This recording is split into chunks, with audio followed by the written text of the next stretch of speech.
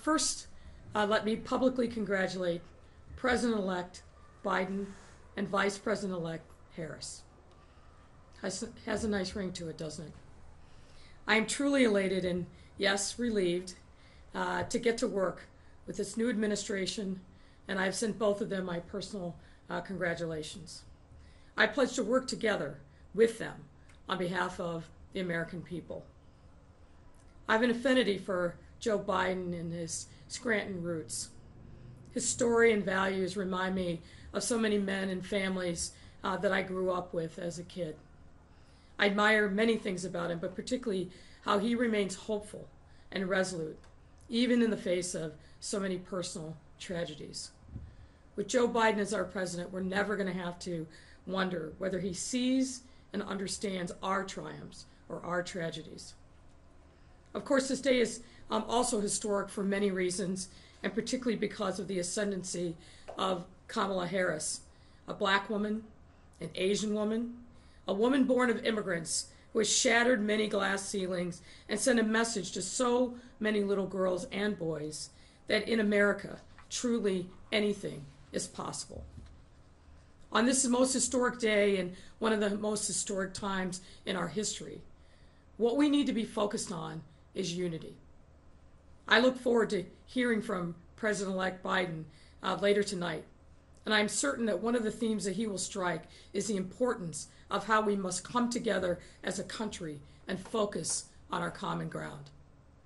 We must come together as a country to literally heal ourselves in the face of this horrific virus and to tackle the hard but important work that can only get done when we unite and work together. Over the course of this very hard year, we have been battered but not broken. And now more than ever, we must resolve to take on the challenges of today and tomorrow. We owe it to ourselves, and importantly, we owe it to our children to do just that. The news of the finality of this electoral process opens up boundless possibilities for the return of science, the rule of law, respect for civil rights, and respect for our most vulnerable residents and communities.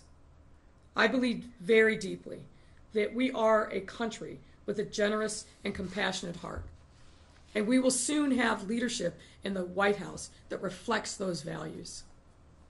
There is a reason that people all over the world breathed a huge sigh of relief upon today's announcement.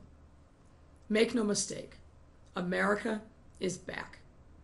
We have the opportunity, but also the obligation to reaffirm our role on the global stage and reaffirm our uniquely American values here at home as well as abroad.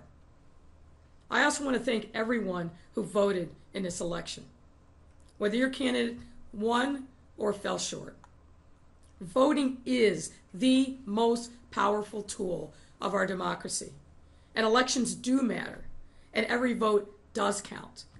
This week and the process that we've been through as a nation underscored all of these points over and over again. I also want to say thank you, Ruth, and thank you, John. Thanks for continuing to watch over and guide us on our continued path toward a more perfect union. Thank you. I'm happy to take your questions.